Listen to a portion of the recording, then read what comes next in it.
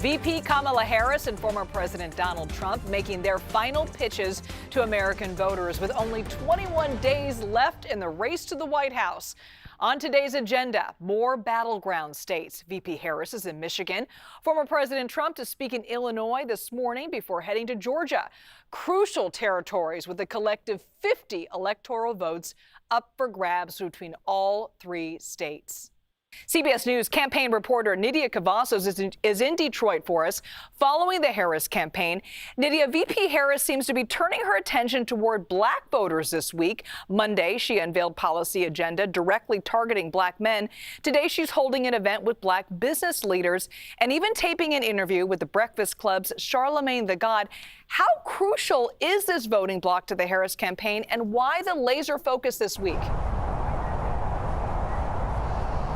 This is a very crucial group to the Harris campaign, and when we look across different polls, when it comes to national polls and battleground state polls, we know that Harris and Trump are essentially tied. This is a very close race, and so this is going to come down to the margins, especially across battleground states. And so what Harris has to do is ensure that she is able to persuade voters enough so that there is a strong turnout during election day. And now, when it comes to black men and black voters, they still tend to be heavily Democratic, and Harris does count with the support level among this voting group, as President Biden did back in 2020. But the thing here is that black voters still lag behind white voters when it comes to voter turnout, and so this is a catch for Harris in her campaign, that they have to make sure that they persuade this group of voters enough so that they're willing to come out and vote for her.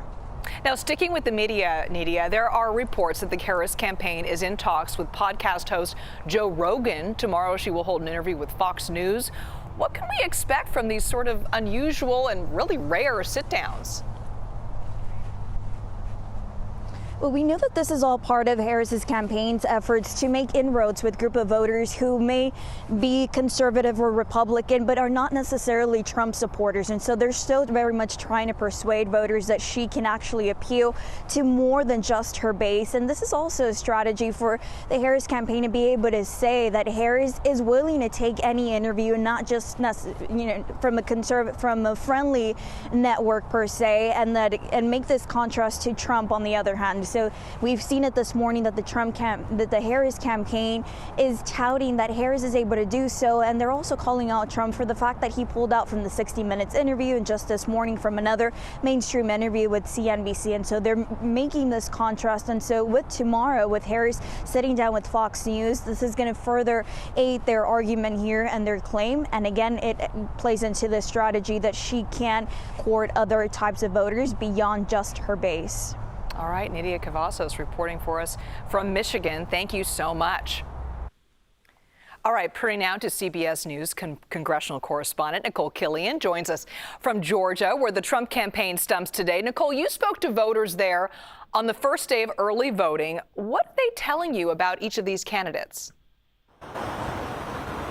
Hey, good to be with you, Liz. One thing that was interesting is right off the bat, as soon as we got here to this polling location in Cobb County, we ran into both a Trump voter and a Harris voter who spoke to us side by side, and both defended their choices pretty vociferously.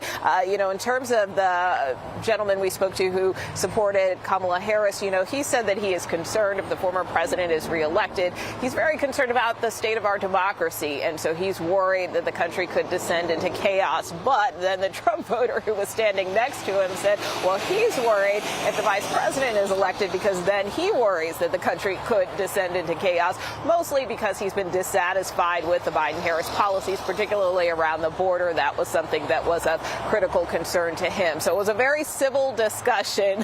They both walked away very amicably, but certainly a sign of how some voters are feeling about the respective candidates. Everybody's civil, but they're all talking about chaos, Nikole. I want to ask you about this, though. President Trump's town hall event in Pennsylvania yesterday getting a lot of attention after it ended with, I'm going to call it kind of a 30-minute dance party of sorts. It was a little unusual. It's a little awkward. It's even prompting a response from VP Kamala Harris. Can you tell us what happened there and what the rhetoric is around that kind of unusual ending to that event? Yeah, well, in terms of the Trump campaign, they haven't put out necessarily a formal statement or response about what happened. We do know that the former president will be addressing the Economic Club in Chicago a short time from now, and then he'll be here in Georgia, where he will participate in another town hall focused on women and women's issues with an all-female audience, and then he will also headline a rally here in Cobb County. So we'll kind of see how things go, but certainly in terms of the Harris campaign, this is something that they are seizing on, saying that he looked lost, he looked confused, even the vice president tweeting out, "I hope he's okay." But this is also kind of building on a line of attack that they are trying to use against the former president, trying to question his mental acuity and cognition. We saw over the weekend, of course, the vice president really pressing the former president to release his medical records, which is something that the former president told CBS News this summer that he would be willing to do. The former president, for his part, though, time and again on the trail, has continued to insist that his mental acuity and cognition is just fine and that his health is, quote, perfect. All right, CBS News congressional correspondent Nikole Killion in Georgia for us. Thanks so much.